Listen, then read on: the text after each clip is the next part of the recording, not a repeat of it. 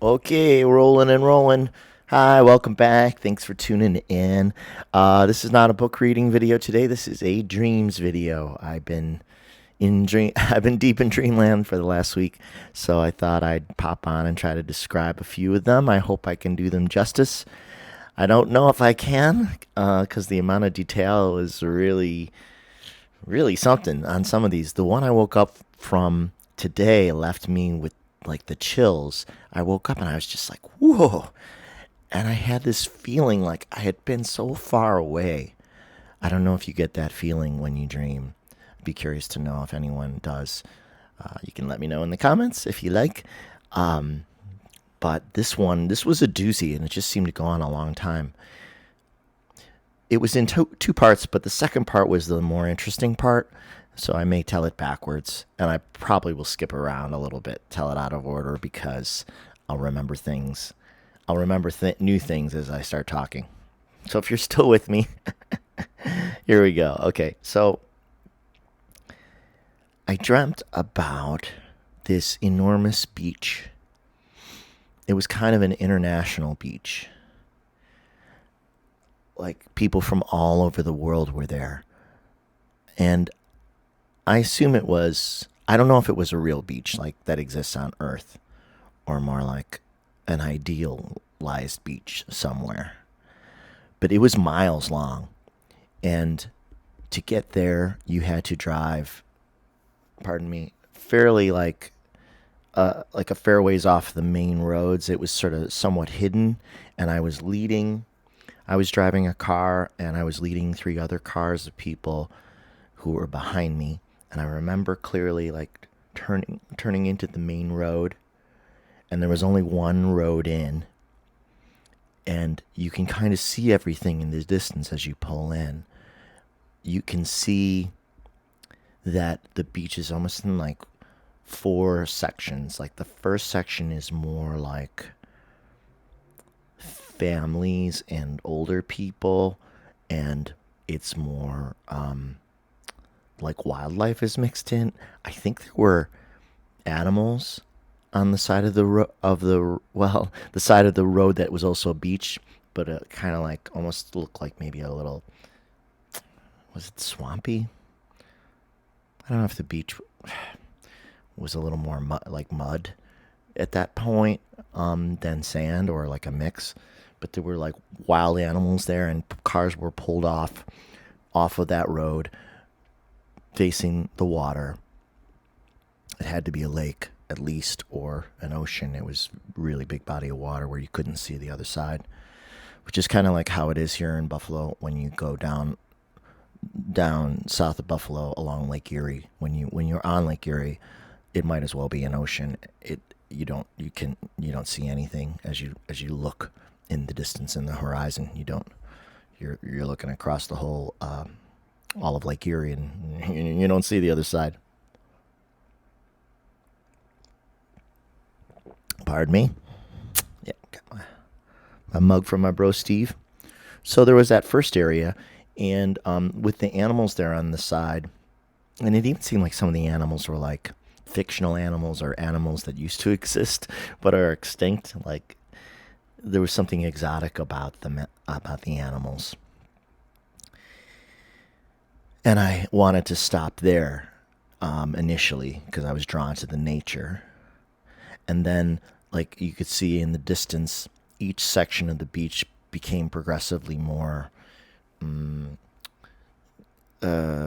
commercialized, so that like in the far distance, the what I'll call the fourth section of the beach, in the very very distance, and kind of like almost like up a slope a little bit, it almost looked like a carnival atmosphere. Like I don't know if there were literally carnival rides there, but there may have been, and it was where all the young kids were going. That was where the partying was going on. It was the densest part of the beach as far as population, and just party time in just beautiful summer, perfect summer style weather. So I wanted to stop at the first beach, like I said, and but at least two of the three cars that I was leading that were behind me, and I don't know if they were like friends or new friends or more like acquaintances, but at least two cars were filled with young people, And once they could see in the distance the party zone, like miles down the beach, or at least a mile, they took off for that. They kept going. So I sort of pulled off and they just kept going. And even the other car also went. But they were not, they may have been, the people in that car may have been Asian. And the reason I bring that up is because there were a lot of Asian people in the dream in general. And later I met up with some middle aged and older Asian people on the beach who seemed to know me and were friends of mine. And this might fit with what I've been told before, or, well, that my one of my supposed spirit guides who helped me write the second book, who goes by the name Droge or something like that. I know it sounds goofy. He's of unspecified Asian descent, per a reading I got from a psychic, and I don't know. I just have this feeling like that I was Asian at some point. Maybe I lived, God only knows, in that sound is a squirrel on the window. All right, I better take care of that. I don't want to pause the video because then I'll have to edit it later. So give me 2 seconds. I'll be right back. Okay. Hey, you. You hurt me.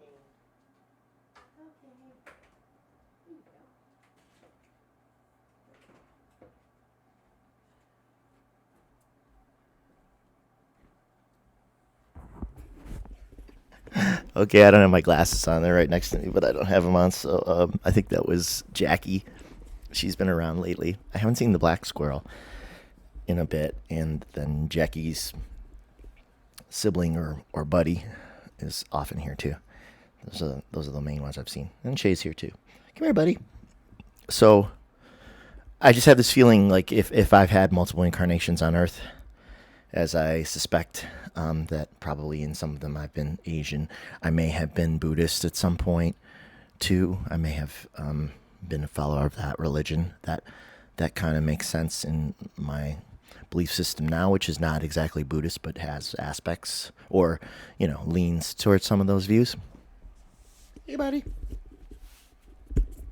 He's right here. Maybe he'll slide into frame. So my companions departed, and I thought, how will I ever be able to find them? We didn't make any plan. They just, when they saw me pull over, they were so interested in what was ahead that they just blew by me. But the funny thing is, I did find them later somehow. And there was a sense throughout the dream that the beach was maybe like a metaphor for life, that the beach was this adventure and this journey, and that finding them later and all the interactions on the beach were all sort of part of the plan, and that the adventure was the point, and the fun and the adventure was the point, and that but I would find them later because it was meant to be. And that's sort of reflected in another part of the dream in which my cat Gabe appeared, which I'll get to. Gabe died last year. I have Shay. And Shay was in a separate dream, but let me not get too far afield yet. So I stop at the first part, and I'm there for a little bit, and that's nice. That's got a vibe that I like. Less populated, connecting, feeling connected. And in both parts of the dream that I had that night, I had a cassette tape player in my pocket, an old Sony Walkman, and old school headphones, which I still use the old school headphones with my iPhone when I go biking because I like them because they have the band where they stay on your head instead of the earbuds. And when I was in high school and college, I was that Walkman was attached to me. I listened to music all the time. I was everywhere with that thing, and I had spare batteries on me, and I had multiple tapes, and I would just zone out on tapes. Some of them were mixes of songs I liked, and this was a mixtape. I'm pretty sure of it, so it was long. Like it was 90, maybe a 90-minute tape. So it had so much music that I liked on it that you could flip it over and just keep listening for a really long time without hearing the same song. And I had somehow made a way of waterproofing the Walkman in the dream. Like my plan was to take it with me into the water. Somehow it was wrapped in plastic. Everything was wrapped in plastic, and this was going to be good enough to take it into the water. So at some point, I get back on the road, and I head further down the beach. And I get maybe to the third section, or even closer, and into the fourth section eventually, where the party people are. And I run into a woman that I know who runs the beach. And she's young, like in her 30s. And I had met her the summer before. And we have a little chat, like in her like little, almost like she's got like a little hut on the beach of her own as the person running the beach, and she has assistants who are popping in, and we just have a friendly, quick conversation. And she says, like, hey, I'm going, how's the beach going? She's going, oh, it's super busy, but you can't go wrong. It's on, we're here, it's the beach. We're in season. It's summer, so like she enjoyed her job. And I don't know, we must have been somewhat friendly because we kissed a little bit, which was nice. And then some of my Asian friends, who I think were in one of the cars, I spotted them and waved to them, and we talked for a little bit. And then there were so many people in the water. I have to think about this for a second. There was all kinds of stuff in the water, like things you wouldn't normally see. Like, I mean, there were people just swimming, but there were also people scuba diving at the same time, people with flotation devices at the same time, and like boats, but big boats in the distance. Like, I'm failing to describe it. It just seemed like there were way more people and things in the water, which was either a lake or ocean, than could really fit there. It was just piled with people and life and action, and it was nice. It had excitement, and I did go into the water, and it was immediately pretty deep. And somehow I got to the bottom of the seafloor, and I had my Walkman going, but I don't remember what the music was. And I was looking at the bottom of the let's just call it the sea for now, ocean, and I could see all these vents. So like there were natural vents in where the ocean floor had kind of split, or like maybe rock formations over time. When there's an earthquake or whatever, or the rocks in the plate shift so that you get cracks, and like you could see that the vents were active, like stuff was like heat or water were just kind of like zipping out of the vents, both. And a lot of microscopic aquatic life, like all kinds of colorful, small, like microbial life I could see on the vents and on the little plants at the bottom of the water. And it was just dense with life. The underneath was as dense with life as the surface was, and I could see really pretty well in the water. It was almost like I didn't need goggles. I could see fine. Pardon me 1 second.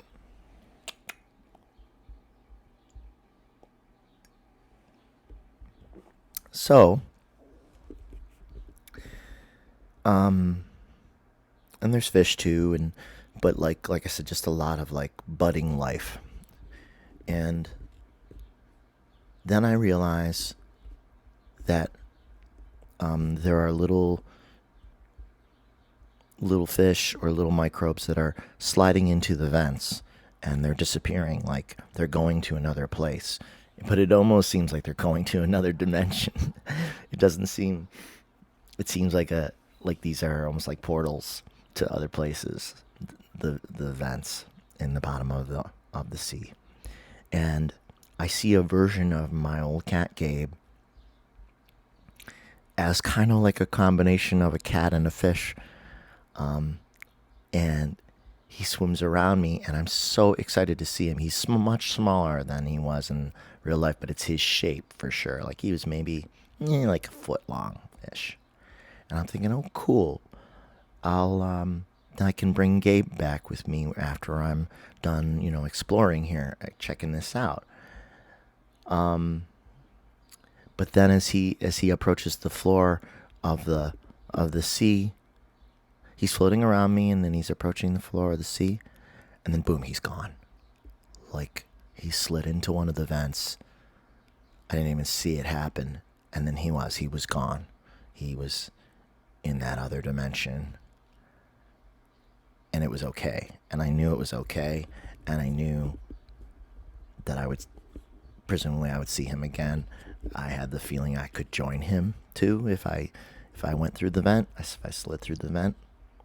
But I wasn't doing that at the time. And there were all kinds of underwater. There was kind of like, I want to describe this correctly if I can. All kinds of underwater, like, not housing, but like, it was almost like someone had created a little playground under the water using like, they almost look like shipping containers. There were shipping container sized structures down at the bottom that you could go into that were like almost like a combination of a mini hotel and a little mini casino, because there were games inside and rooms, and they were kind of connected to each other. So I was wandering through them, and they were like really elaborately designed inside, and they were water tight. There was no water inside at all. So that was unexpected. Like I was like, why would somebody put these here? And there weren't really any other people around in them. So I don't know what that was about. But I passed through those containers. And then at some point when I had been in the water a while, maybe an hour, I came out, or like really, it just transitioned to the next part of the dream where I was back on the beach, and people were zooming, for lack of a better word, they were zooming along the beach. They were gliding along the beach. So yes, Diane, if you're watching this, I was sort of levitating again, but everybody was really close to the ground. It was kind of like we were self-propelled, and it was people, and it was people on like sort of like floating car-like, kind of like cars, but more like, really like more like boxes. And like it almost seemed like some of the vehicles were similar to those shipping container like things I saw underwater, except they were wood and softer. They weren't metal or metallic. In fact, everything that everybody was traveling in was more organic. Like it looked like little flying wooden boats or wooden boxes that people were traveling in. And again, there were people of all nationalities. There were all kinds of every color was represented. Every part of the world was represented. And there were a lot of people had decorated the little flying wooden vehicles they were traveling in so that they looked like, it's hard to describe. I had the feeling like that some of the people must have been Indian or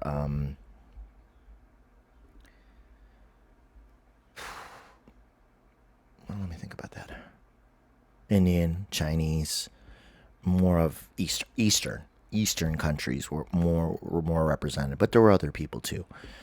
But that was heavily represented in the sort of colors and even like carpets and tassels and drapery that was like tied to the vehicles and like flowing with the vehicles as they skimmed. So coming towards you, like would be me, like floating on the surface of the ground, and other individuals, and then these, kind of like ships, zooming along the sand, and it was like a race, and it was like a parade, and it was like a carnival, and it was very exciting and joyful, and there were a lot of people on the beach, like watching this go by on another portion of the beach, and the sand was so clean and golden, and when I had kind of zoomed with the others for maybe like a mile or two down the beach, and I was getting tired, and I was having trouble keeping up because I couldn't zoom as fast as they could in their kind of like flying boats and flying box vehicles. So I sort of like veered off to the side back to the regular beach. And when I did, I had that sense of completing, a journey, and my hands were full of sand. And when I looked at the sand, it was multicolored sand. It was like it had red and green and yellow and other colors in it. And it reminded me of, if you've seen when the Tibetan Buddhist monks will do the sand paintings.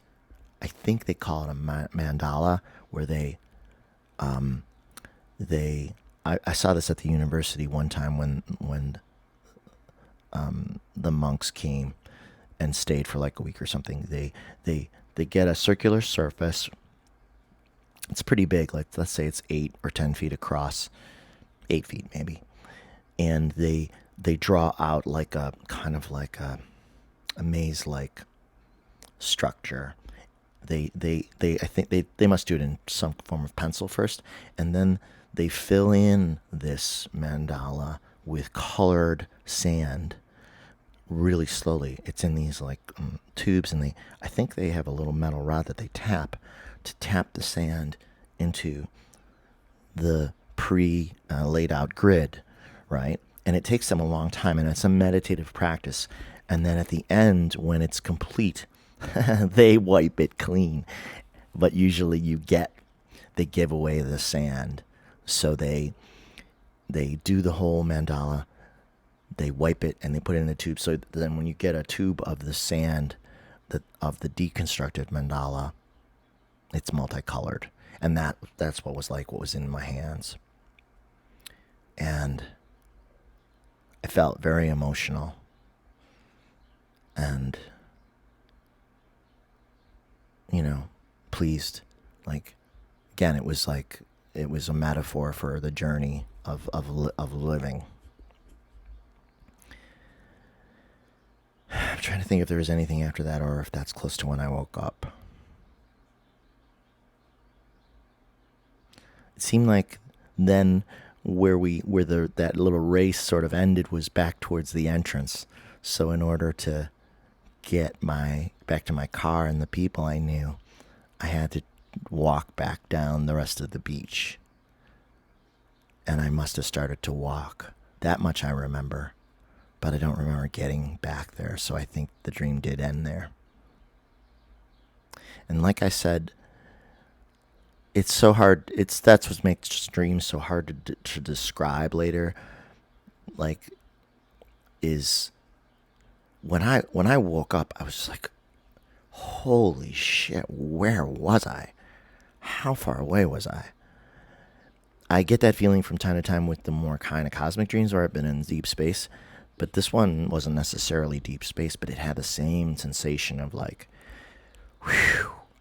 So I think that astral travel is real in dreams, and that we maybe we go to places that we know that are where, and all the people who are in the know go there, meet there in dreams. So, there was a earlier part that I skipped. There was a part one to the same dream. So if you feel like continuing to listen, I'll tell you about that. And then hopefully I'll be able to tell you about two more dreams that I had. Oh, 25 minutes already. Man.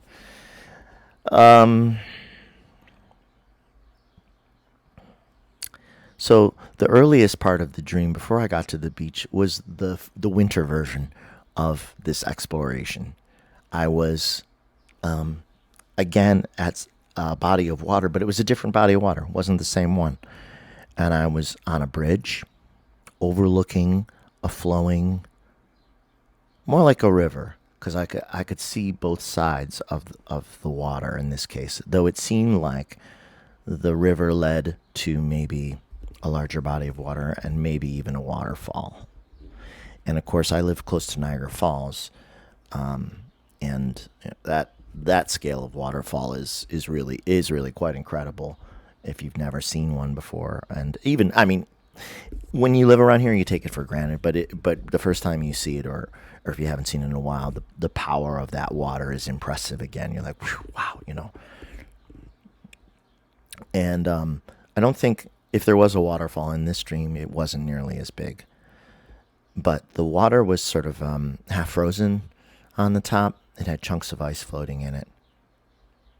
And I was again ready for adventure. And I was planning to plunge into the water in like all these layers of. It certainly wasn't swimwear. It was just like layers and layers of whatever I was wearing, like clothing and puffy, puffy. I can't even say thermal clothing. I don't know. I had a plan. I looked like a big puffball. I had a lot of stuff on. Apparently, I knew that this was going to be enough to keep me warm enough in the water if I kept moving.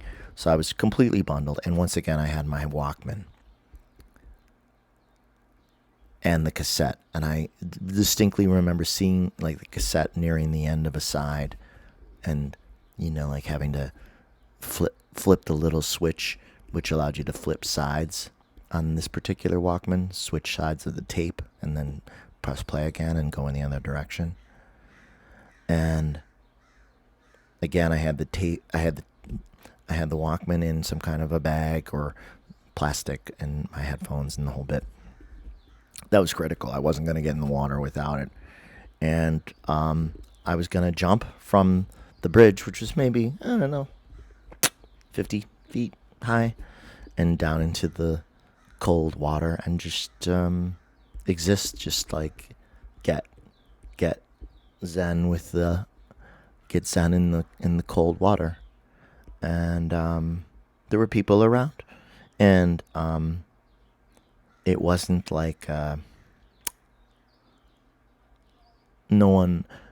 It wasn't going to be unusual that I was going to do this. I think other people were also like gonna do it, or it wasn't that unusual, even though more people were on the bridge, and nobody was really in the water, so maybe it wasn't as common.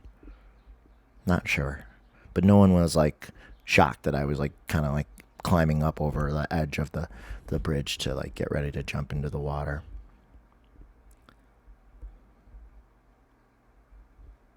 And I kind of remember like looking over both sides of the bridge before I did it. Oh yeah.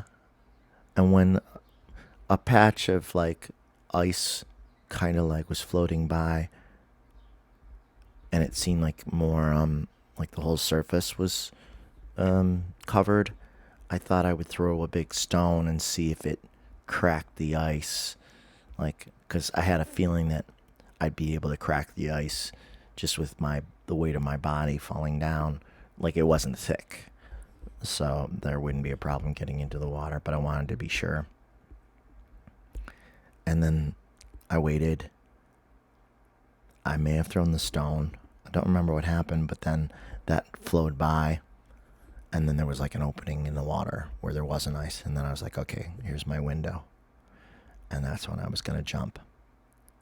But before I could jump, that's when I ended up on the beach, driving into the beach with the 3 cars behind me. That's when the dream switched.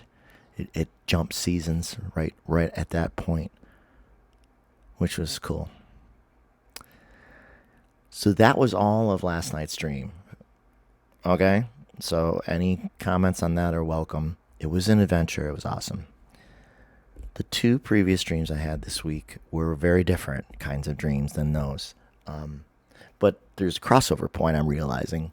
There's a connection, a few connections, if you're so inclined. One is that the previous dream to that a couple nights back was I was once again working at a convenience store that I worked at all through high school and college in this area called Wilson Farms. It was a local chain called Wilson Farms, and they were owned by a larger local chain called Tops Friendly Markets. I don't know if there are any Tops Friendly Markets outside of New York State. And Tops used to be like a big deal here, and then they eventually sold to like an international corporation, and their stores are okay now, but they're not maybe as renowned or as popular as they once were. We have a couple other chains that are more dominant now, like Wegmans. But I digress. I was back working at Wilson Farms as a stock clerk. That's what I did for all through high school. No, end of high school and all through college. That was my part-time job, and I liked it because I may have mentioned this before in other videos for whatever reason. Because I had a couple cool bosses, and they would let me wear my headphones, my Walkman headphones at work. Especially when I was in the cooler, stocking the milk and the frozen and the cold goods and the refrigerated goods and the beer. I was always stocking beer because we had people coming in for 12 packs all the time. We had all the cheap beers. We had like Peels and Red, White, and Blue Label and some kind of Black Label beer, and Coors Light was really popular then. And there was even like a Coors Gold or something. I remember a gold box, and I was always having to tell customers to get the hell out of the back room because we didn't allow them in the back room at the time. They would invite themselves into the cooler or the back room, like looking for a case of usually Labatt Blue, which is a Canadian beer that's popular around here because of the border between the U.S. and Canada being so close. They didn't want people in the back because we counted cash like right around the corner, and it wasn't like really secure or anything. It was just one big back room that was all connected. Now they build, if there's more walk-in coolers at supermarkets and things, but this was just a convenience store anyway. Not that big. So I always had my Walkman at work and spare batteries, and would just listen to music for hours, and it was such a huge part of my life. I mean, it still is, but that was like formative, where I was just like soaking music in like a sponge. And even when I was going to college at the University of Buffalo, I would have the Walkman with me all the time. And when I had gaps in between classes, I would go to the big library. There's multiple big libraries on that campus, but there's one called Lockwood that's many floors, and they had all these couches, and I would go and nap for like an hour between classes with my music.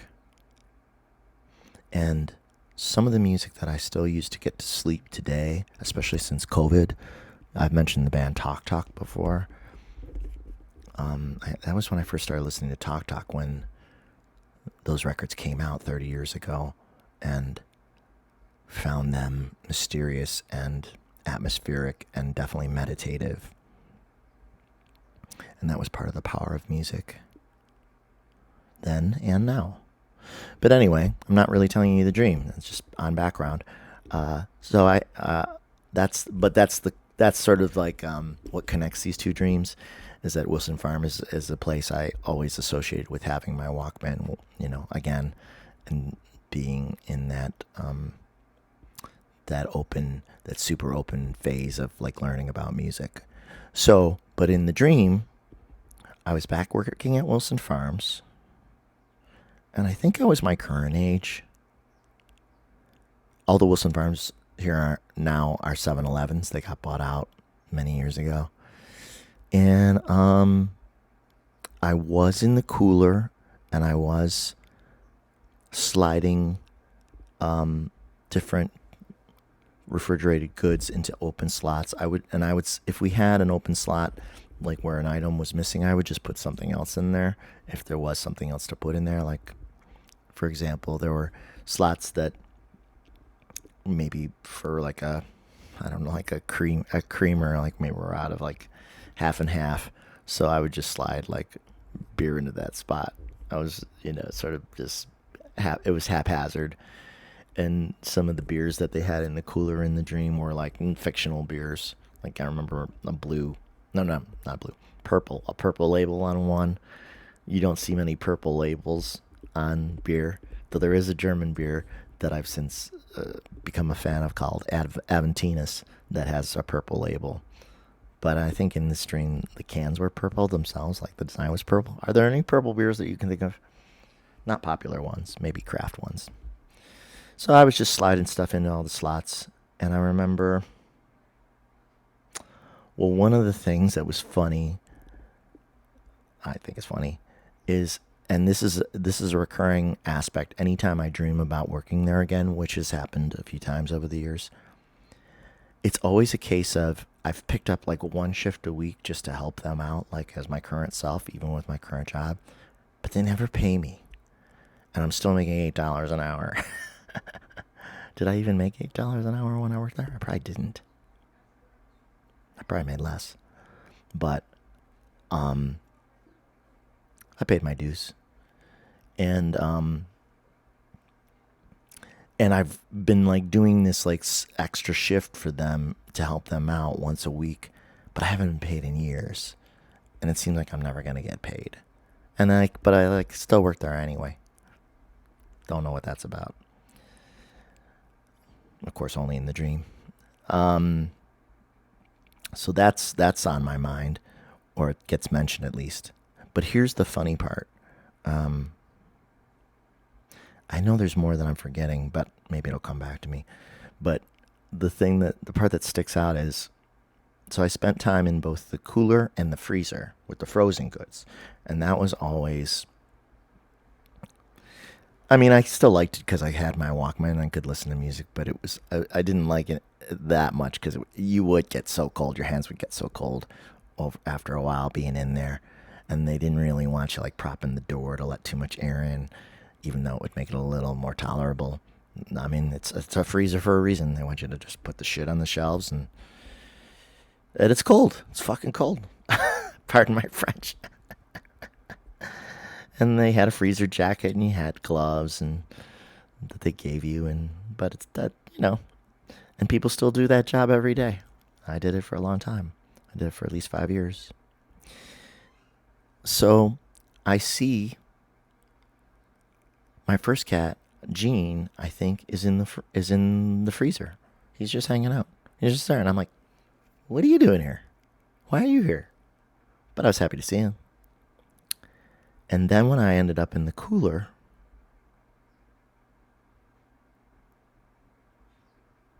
it was Shay, my current cat. And again, I was like, "What's going on here? Why is he here?" I mean, it was fine, but it was funny that he was in the cooler and he was just like checking it out. And so was Gene. He was just checking it out, just hanging out, like this is new, just checking it out. Okay. And then I realize that one of the managers is talking to, say, like I think an assistant manager. And I can see, like, because I'm in the cooler, right? So I can see through the doors, but I can't see everything through the doors because I'm also looking through the products. So I can see the assistant manager. I think he has a mustache. And the manager is talking to him and saying, "Yeah, we're going to do this and we're going to do that. And we'll get this ready." And then the manager says something like, yeah, and I'm gonna, and then I'm gonna head home and hang out with the rest of the dogs. Meaning that the manager of the convenience store was a dog, a talking dog. And it sounded like a human voice, but this convenience store was run by dogs. And that seemed like perfectly normal in the dream. And the assistant manager was listening and nodding, just like that was just normal. But it's funny because I couldn't really see the dog. I just knew, like, they started making like references to things that were like, yeah, like I'll pick up dinner, like, Alpo, pick up some Alpo for dinner and head home and be with the other dogs, and we'll chew our bones, and like these things were dropped into the conversation, and so it was just absurd. It was just absurd. I don't know what that's about, other than my affection for animals in general. But I think that if somebody was planning that dream in my brain, that was more for chuckles than anything, because it was so light compared to the news lately. So that was like midweek, and then that's that for that. That's all I can remember about that dream at the moment. Though there may have been a few other little bits in there that I'm forgetting, but the punchline was that it was run by dogs, and my cats were there.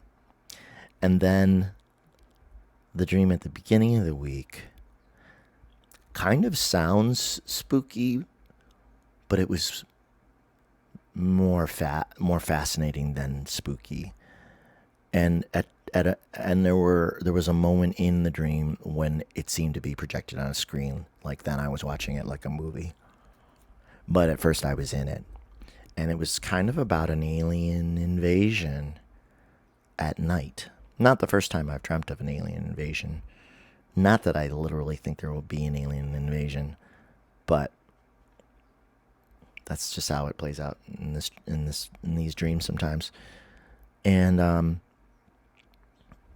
a little fly. It was night, as I said, and I was living in a small town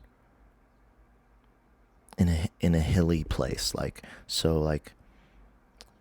the town was a circular town that was surrounded by a bowl of hills, all tree-covered hills.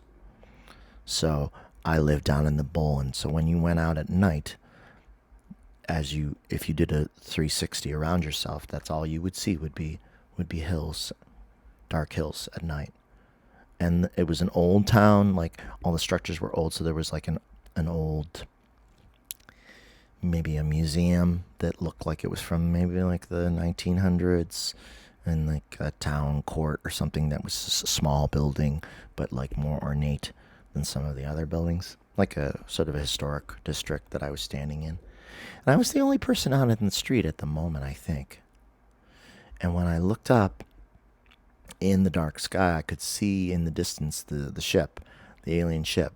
But it was funny because it was almost like a transformer, like like those movies where they're robots and they can morph, they can change form, because the ship was three pieces that could reconfigure themselves for different purposes.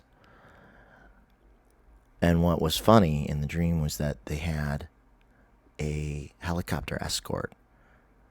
So I had the sense that the government knew they were there, and like they were in on it too, which was weird. Which might be the case if indeed there are aliens, as many people, including myself now, tend to believe, if there are already aliens on Earth.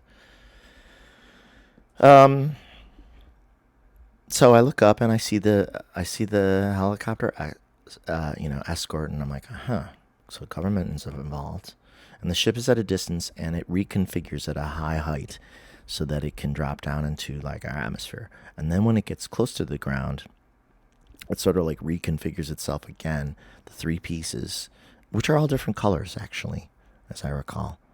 And it's not symmetrical. Like a transformer is symmetrical on both sides usually. Like this was like the shapes were the one middle shaped looked almost like a quotation mark, like just one quotation mark, and then another two sections. So it didn't resemble like a robot, but a little bit. And yeah, like I said, those three shapes rearranged themselves in the air as it got closer to the ground. And then I don't know, it must have changed shape entirely, because it then was kind of like a transformer, but it was like a huge, it looked like a huge machine, like being that a couple 100 feet tall, that literally like ripped the historical building right out of the ground whole. It was so big, its hand just clamped it and just tore it right up out of the ground. And you could, but it was it was intact. It didn't fall apart, and you could see like all the underneath stuff, like the dirt and the ground, like falling off of it, and the foundation and the roots, and like and it just took it. It just took it. And I would like to say that it took it back to the ship, but really it was the ship, unless that was a separate being that came from the ship somehow. Not clear on this. Apologies for that. You know how dreams are, though. They don't all totally add up. So it ripped that building out, and then it ripped another smaller building out, and then and that's when it occurred to me, standing in the street under the dim streetlights, that like, oh shit, there's people in those buildings. So they got abducted too. And I could just as easily have been abducted, but I wasn't. But I didn't feel scared. Don't know why. And then they were getting ready to depart. They took a couple buildings. They didn't take everything. And they must have been screening like once they had the buildings in their possession, they must have been screening through who was in the buildings, the people that were in the buildings, that had been inadvertently abducted along with the buildings. And they decided to keep the desirable people and not to keep the undesirable people. Like I just knew this to be true, even though I don't know how I knew it. And like, say like somebody had a drug problem, or they were a little nutty, or like whatever, they didn't pass the alien test for being worthy of abduction, they just dropped them right out of the ship. They were just falling through the air. And that was weird. But now I'm remembering a critical detail. Of course, naturally, given my affinity for comic books and superheroes from when I was a kid, there was a superhero team on Earth. And but they weren't the common heroes, but they showed up, and they were rescuing the people who were falling from the sky. So it wasn't a total disaster. And so I think we also had a means of dealing with this alien invasion. And that's when it must have seemed more like a movie than reality. The fact that I dreamt about this doesn't mean anything. It's not literal. It does not mean there's an alien invasion coming, but it is amusing. And to have that visual, that's such a strong visual of that being reaching down and just pulling that building right out of the ground hole, really, that's the part that stuck with me when I woke up. Just sort of amazed by it. And believe it or not, after all this chit chat, I think I have finished describing the 3 dreams. I don't have my glasses on to know how long this video is, but I will in a minute. Oh, damn. So almost 50 minutes. So there you go. If you wanted some storytelling today, you got more than maybe you bargained for.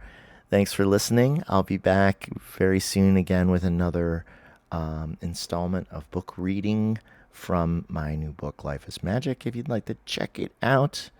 And I hope you're having a nice weekend. We have some warmer weather here in Buffalo unexpectedly this week, and then it'll cool down a bit. Like I think we're pretty close to 70 today, which is very warm for late October. And then it'll dip naturally as we head into winter. All right. Take care. See you soon. If you feel like dropping any comments into the comment section where comments go, you can put a comment there, especially if you have a dream that is, if my dreams remind you of any of your own. All right. Be well. Catch you soon.